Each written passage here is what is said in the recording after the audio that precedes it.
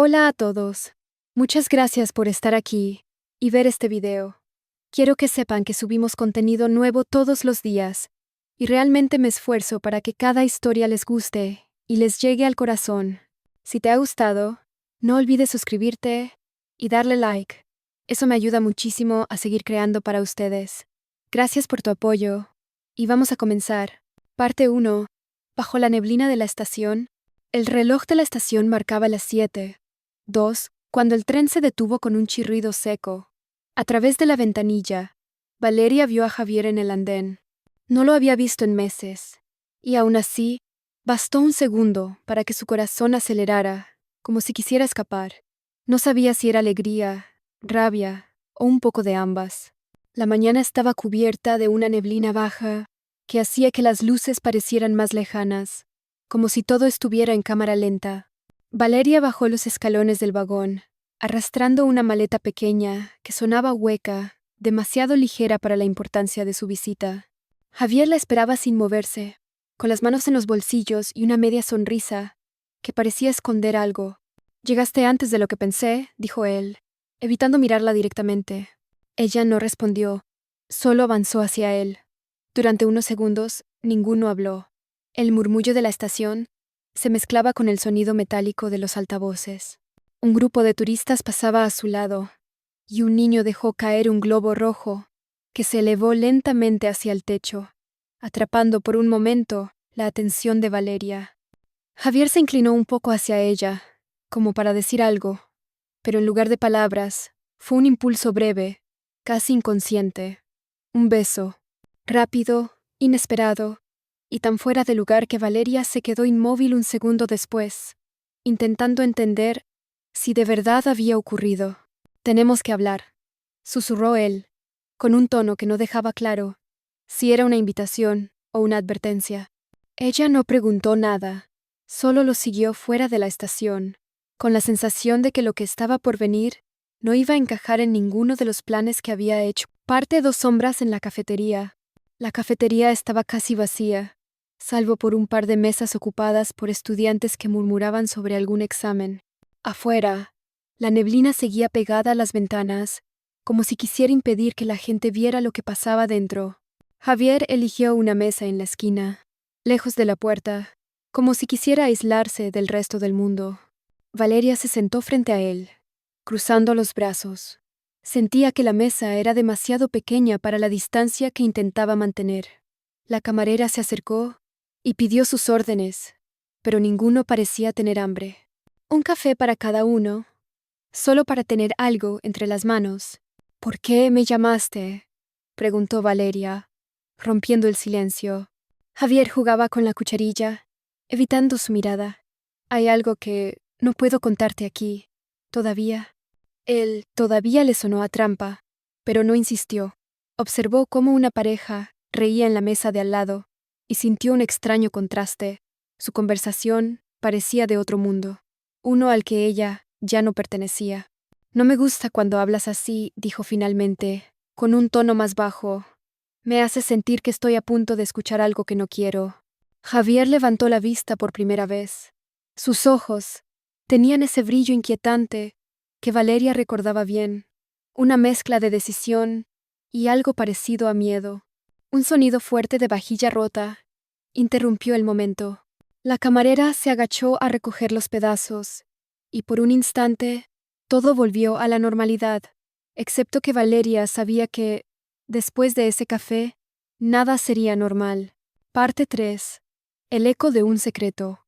La noche había caído sobre Sevilla, con una lluvia fina que dibujaba círculos en los charcos. Valeria y Javier caminaban por una calle estrecha, iluminada por faroles antiguos que lanzaban una luz dorada sobre las fachadas.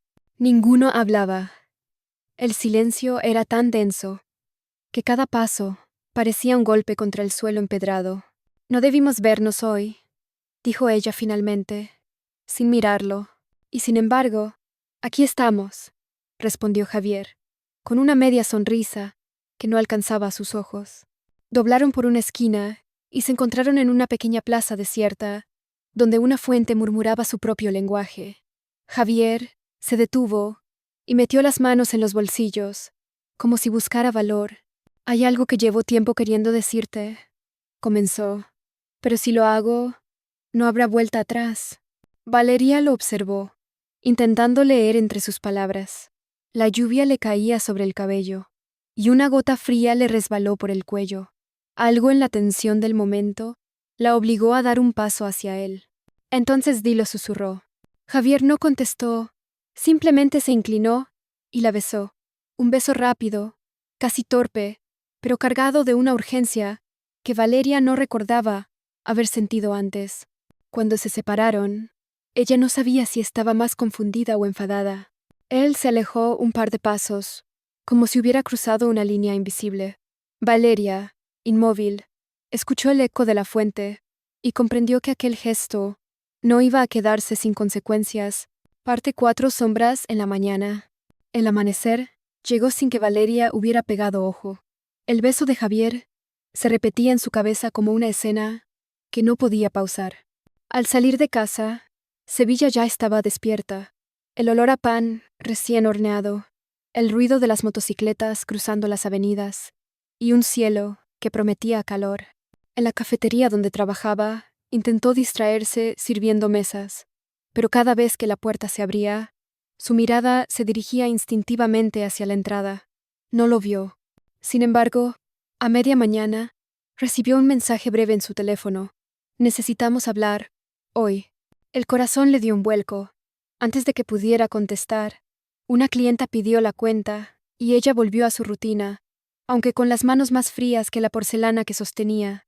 Cuando el turno terminó, Valeria decidió no ir directamente a casa. Caminó hasta la ribera del Guadalquivir, donde el sol arrancaba destellos al agua. Allí lo vio. Javier estaba apoyado contra una barandilla, observando el río. Gracias por venir, dijo él, sin apartar la vista del agua. Ella se cruzó de brazos. Esto tiene que parar. Javier giró hacia ella, y Valeria notó que su expresión había cambiado. No era la sonrisa habitual, sino algo más serio, casi incómodo. Es tarde para eso, murmuró. Antes de que pudiera responder, él sacó algo de su bolsillo y lo sostuvo en su mano.